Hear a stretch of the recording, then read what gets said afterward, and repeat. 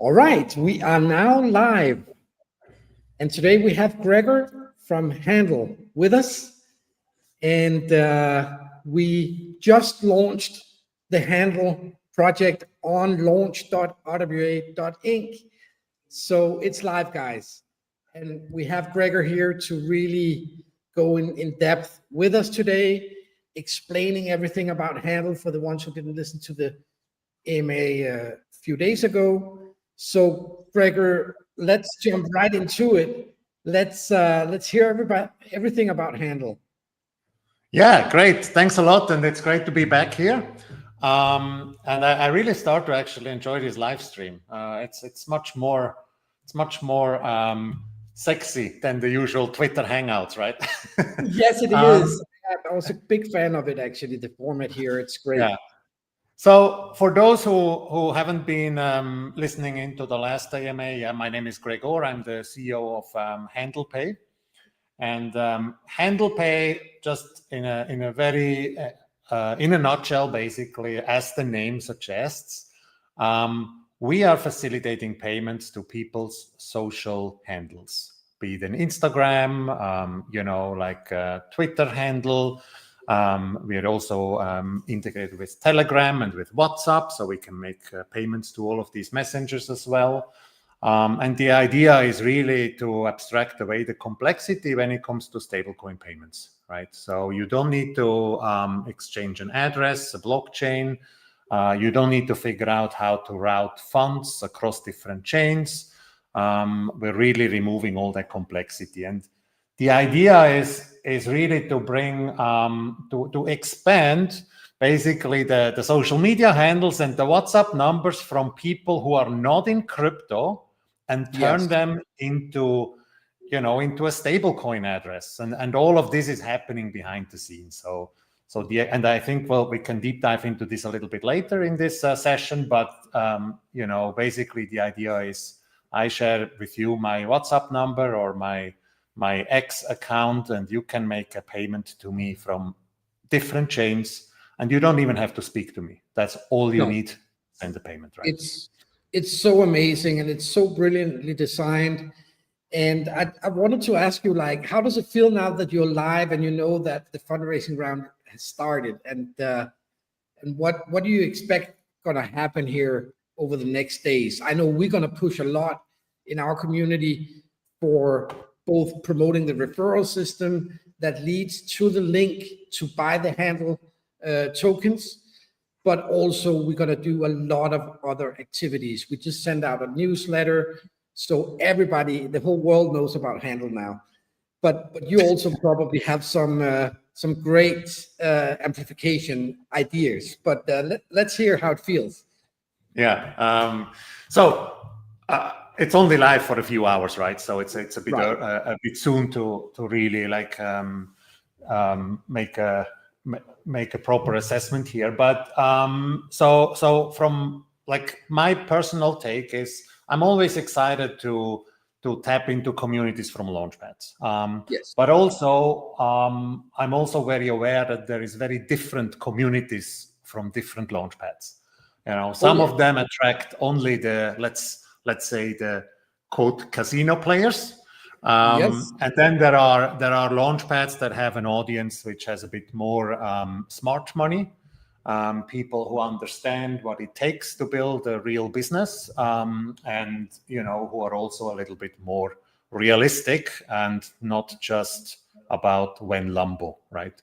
So and this is really, I think this is for us also a key deciding factor when we do decide to give an allocation to a launchpad.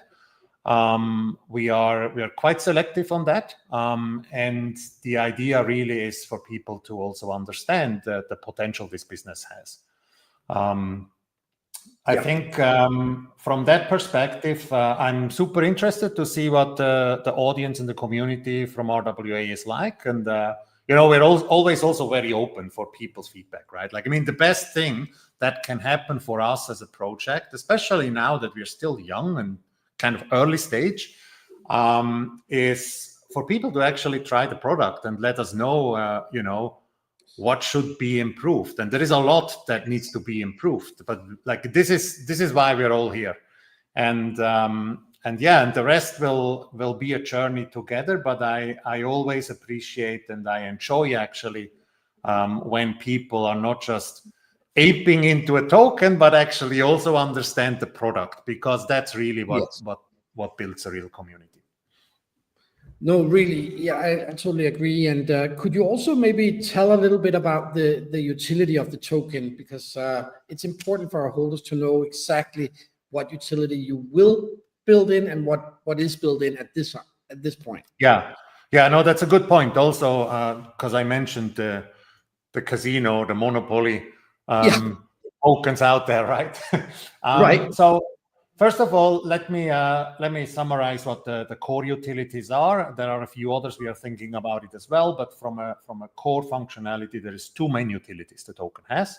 One is the token is used to pay transaction fees. Pretty straightforward. Think of it like as a gas token. You need ETH to make a payment on Ethereum. However, when I say it's used to pay for gas fees or for transfer fees, that includes transfer fees that we take as HANDL, as a platform, but it also includes any underlying gas fees. So as an example, if a user who is not a crypto user, signs up on HANDL with a WhatsApp number, they get an initial wallet. Today it's on Polygon. And that user does not need to get gas tokens to receive and send and interact with Polygon contracts. We, as a company, we sponsor that basically. So we pay for this. And if that user makes a payment that requires cross-chain, we pay for it as well. So think of it this way. As a user, you need HANDL and you can pay. It doesn't matter on which chain your wallet is in this sense. So that's the number one utility. The token is used to pay transaction fees. The second utility is the token gives you access to premium features in the sense that you have to stake it. And by staking the token, there's different tiers and they unlock different features as well. And it's a mix of features that are really wanted for payments. As an example, privacy, we can get into that.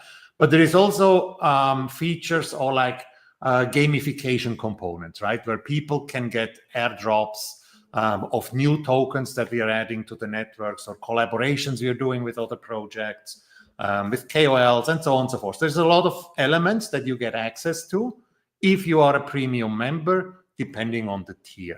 But for that, you need to stake the token. And so, yeah, that's in a way the two main utilities. But also, and this I think is important to point out, that the token is really deeply embedded in our product roadmap. And it's not, and that's what I've seen going wrong with so many projects, when you have a token that is completely detached from the product's cash flow, from what's happening with the product. And it becomes pure monopoly, right? And you end up just running a token with marketing messages. No, you're absolutely right. And that's not what we want to do. So the token is also linked directly to cash flow, in the sense that what flows back into the company treasury is used to buy back tokens as well, right? Right. So in that sense, it really closes the loop, and it puts at least everyone's interest, is aligned in that sense, and that's important to build the business and the community.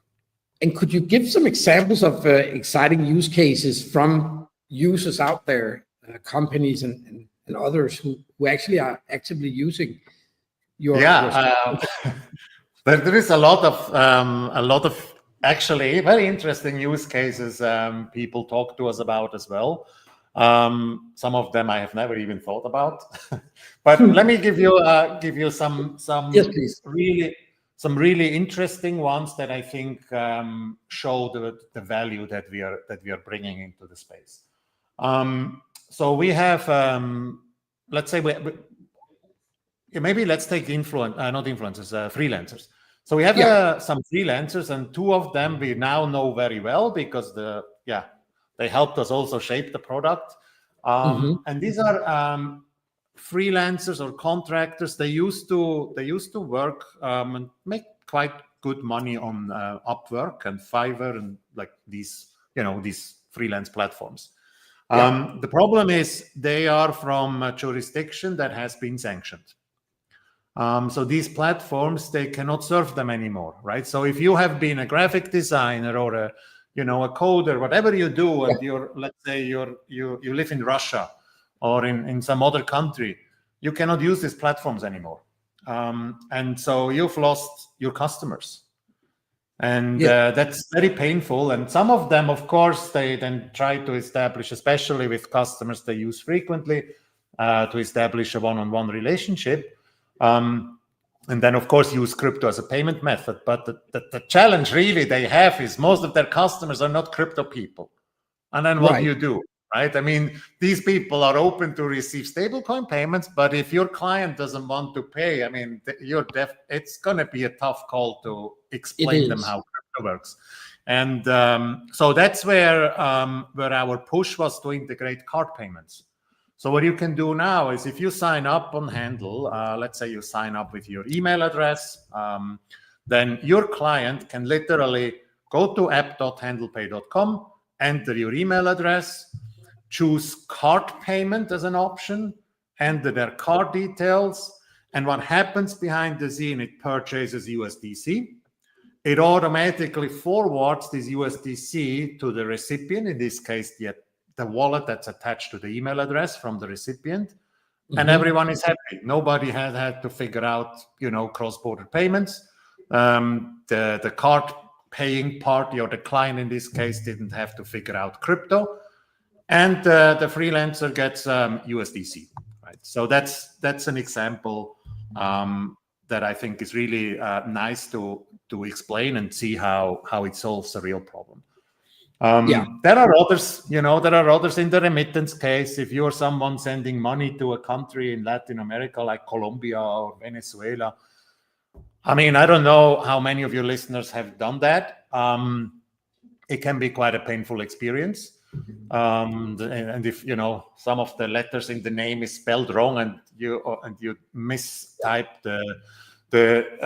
some of those signs, then funds may be blocked for a week and you have to clarify things and it just takes forever. So in this case, very simple as well. You just enter a WhatsApp number and funds are sent, right? So I think there's really many different use cases under the sun. And I learned from last we spoke that you have more than 300,000 users. That's correct. So this number will grow with that pace going forward also? So, so most of these people, and I think we explained more in this last time, most of the people that we have now, they're people that are somewhat familiar with crypto. And for us, really, the inflection point or the big next step is going to be to onboard people from Web 2. And I can share a little bit more in terms of how we are going to do this, but the key why we initially focused in the Web3 space is it's extremely important if you're a payment product that people see that there is already X 100,000 other people using the product. It's a credibility, a trust factor, right? It and is. Especially if you do something with crypto. So I don't know, if you have had experience in this, but if you try to do user acquisition in Web 2 and you anywhere use the word crypto, blockchain, whatever, people are just not paying attention. But if you're, if you have a product that really brings a value and you can articulate that value as well, and then show that, hey, there is 300 or 500,000 people already using the product, then the onboarding hurdle is significantly reduced. So for us, the big push will be in the Web 2 space. And one of the use cases I personally am extremely bullish about is audience engagement. So in Web, in Web3, you have Galaxy and Sealy and all these campaign platforms where if you're an influencer or a brand, you give your audience certain tasks and then they get an airdrop. Right. You cannot do any of that in Web2 yet. Yes. And this is what we're unlocking here, right? So if you're and we're working with some KOLs for these pilots. I mean, if you're a KOL or a brand and you post a story on Instagram and you tell people, like if you reshare or the first 5 comments or whoever answers the question right, gets a $20 airdrop lunch money, as an example. You can just send that to a username. That's it. End of story. You can literally, you don't have to explain someone how to create a crypto wallet. You don't have to ask for an address and tell them how to get a gas token for that chain.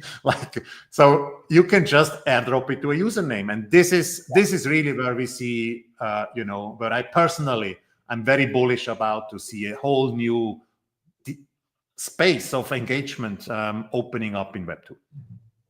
No, I completely agree. And I also see a lot of synergies for how we can sell real estate and handle payment going forward. So we definitely need to speak on a separate note about integrations and really utilizing your fantastic invention here. And what about the tokenomics? Do you have time just to go through it just real quick? Because I know many wants to understand just the overview of the tokenomics. You don't have to go to details, but maybe tell a little bit about what they get when they invest on the launch platform here. Yeah, so I think that's the terms are like a 20% TGE unlock. That's a big, and then that's very good. We have a 3 months vesting, but to be very honest, I have seen so many different tokenomics out there, and I'm not a fan of all these artificially high inflations, right? So give people an unlock at TGE, and the rest vesting in a reasonable time frame, because ultimately we're building a product, and the value of this product will accumulate over a period of time. It's not going to max out in the first 3 months. So if someone just wants to sell or liquidate, okay. But everyone who has been making, at least in my view, who has been making money with early stage investments, they came in early, but then they let it sit. And we'll see where that journey goes at the end of the day. But yeah, I think this is, we have an allocation of, I believe, 10 million token, or I have to double check on your platform. 20% unlock and 3 months vesting. Yeah. No, it's a great case, and really, guys, this is a real project with real management and real utility. So it's a strong signal from here to go in. So yeah, amazing. 2 seconds. I was out running yesterday, so I'm a little bit, as you can hear. It's all that running that made me a little. That makes you human, Kevin. Yeah. AI agents don't have that. So I decided I wanted to drop some kilos, so I'm actively walking and running at night. So what about going into some community questions? Let's I do think it. what do we have through everything. So we have one here actually. When will HANDL Pay expand to more regions? That's a great question. In the regions? Yeah, what is the rollout plan country-wise? Where are you focused? Yeah, I mean, by nature, this is blockchain and stable coins, right? So it is global, but it's a fair question, because we do have a country-specific angle when it comes to off-ramp channels. So right now we have integrated off-ramp channels. So again, like if someone receives payments to their WhatsApp number or Instagram name, some people want to off-ramp it to a local wallet or a local bank account. Right. So we do integrate with these local partners to make that happen. We have that live for Europe and I believe the US at this point, with a provider that is not very cheap. So we are constantly improving there. But right now we are also looking at 2 partners in Latin America for off-ramps in Colombia and Mexico and Brazil. So those are 3 markets that are very important for us. And so in that sense, the country aspect is very relevant. We're also in talks with a partner for off-ramps in African countries. I believe, the one that we talk to is mostly in West Africa, so the Francophone African countries. Those are the ones we're talking about now. But ultimately, we're trying to cover more ground with those integrations to really enable people to also use funds they receive and not just send it back to another crypto user, right? So payments for merchant payments, as an example, is a case there. And very, very, very bullish on what Stripe is coming out there with the new, the new offering. Also for us as an integration partner, and and the off-ramp channels, basically. So those are the 2 that have a country-specific aspect. So I don't know if that answers the question, but right now it does indeed. It does indeed. And there was another great question here, actually asking about the integration to the RWA ecosystem and how we could work together on real estate payments and making it easy for fractional and tokenized ownership of real world assets. So if you were to imagine how we could work together, what did you see and how should such an integration work? I know it's a little bit difficult, maybe. I'm laughing because if you ask, I always get pushback internally from our CTO because I have so many ideas. So of course, I can imagine a lot of things, but let's right now, I mean, we have to be very focused on what our core mission is. True. The target user for us is the person who does everyday payments, $20, $50, right? I imagine if we're talking about real estate transactions, we are not talking about $50. So actually, it depends on the fragmentation, but you can actually, in theory, buy $50 worth of a building.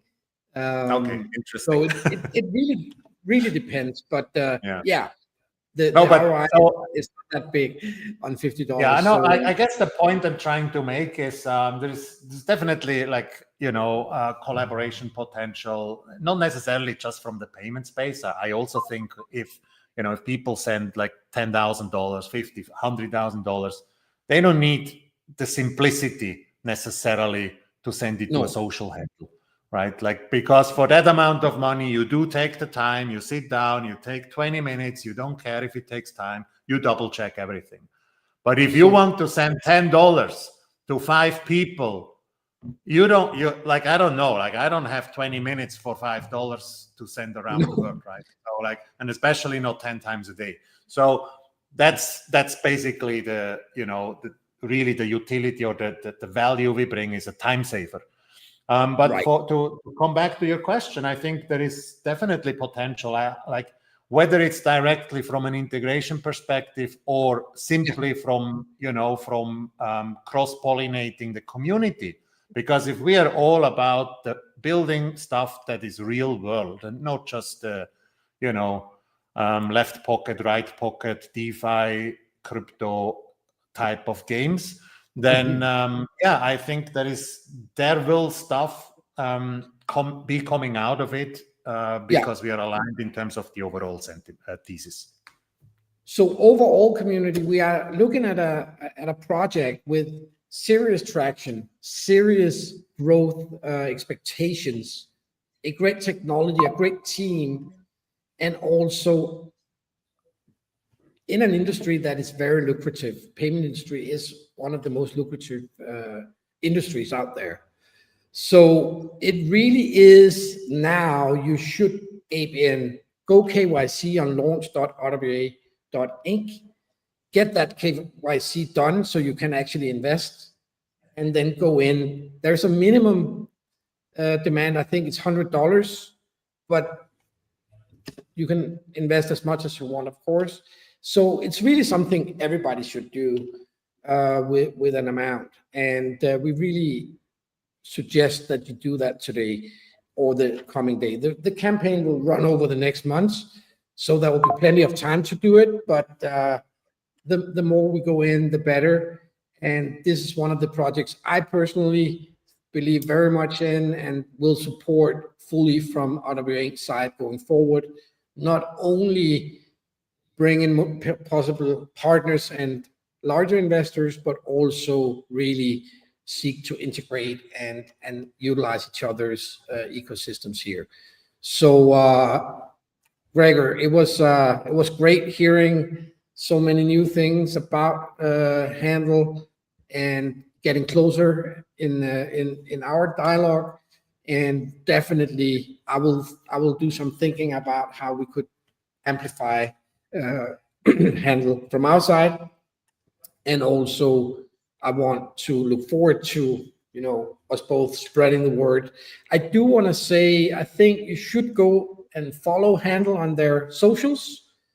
Greg, maybe you could give some links for those who don't have them to your website, app, and X. Yeah, absolutely. So, well, I don't know if you have it on the Launchpad as well, but so it is the Twitter or X, I guess I should say, is HANDL Pay. When you spell handle, it's without the E, right? So it's HANDL. HANDLPay.com is the website. Twitter is HANDL Pay. HANDL Pay as well on Telegram. So it's throughout the socials. It's the same name, HANDL Pay or HANDLPay.com. And all our official socials are also obviously on the website. So yeah, feel free to follow, give us a follow, stay tuned. And if there's any questions as well, drop them in our Telegram chat. Happy to answer it and, have the conversation there as well.